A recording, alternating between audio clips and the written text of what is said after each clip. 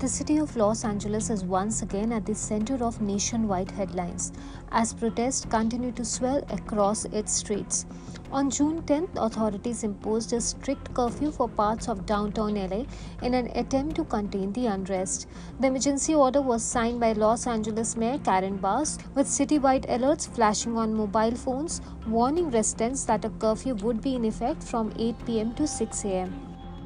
For the past 5 days, Los Angeles has witnessed a surge of public protest after the Trump administration launched a series of aggressive immigration raids starting last Friday. What began as small gatherings in solidarity with immigrant families has now transformed into a citywide standoff. Tuesday night alone saw the arrest of at least 197 demonstrators as police cracked down on protesters in several neighborhoods. Eyewitnesses claim that while most protests remained peaceful, instances of vandalism and confrontations escalated the situation. We are all here and thriving because of people immigrating from other countries should speak for itself, and the way that our families and communities have been apprehended and torn apart demonstrates a lack of understanding and ignorance of our history and basic economy. My hope is, at the end of the day, whether we have a badge or not, a uniform or not, color of our skin, whether we have an accent or not, we are all brothers and sisters. And this is basic human rights. They're arresting people that are working, they're arresting people at school, at graduation.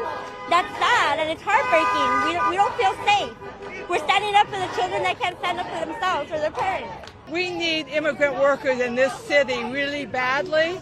We've just gone through devastating fires. We've lost 14,000 structures. And if you look at who builds this city, it's immigrants. So this attack on immigrants is very hurtful to all Angelenos. It doesn't make any sense. And by and large, they're peaceful.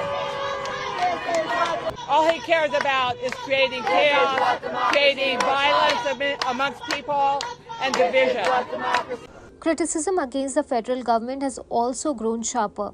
Several California state and local leaders have condemned President Trump's response, calling it an extreme overreaction to what they describe as mostly peaceful demonstrations demanding justice for migrant families. As tensions mount, the security presence in the city has drastically increased. Approximately 2,100 National Guard troops have now been deployed across Greater Los Angeles, patrolling key streets and intersections. To add to that, around 700 Marines have been stationed at a nearby staging area, prepared to be deployed if the situation spirals further.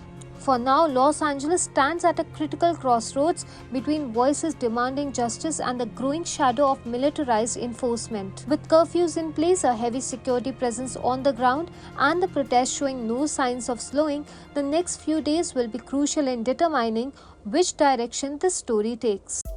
Subscribe to Midday India. Get direct notifications on all our videos by clicking on the bell icon.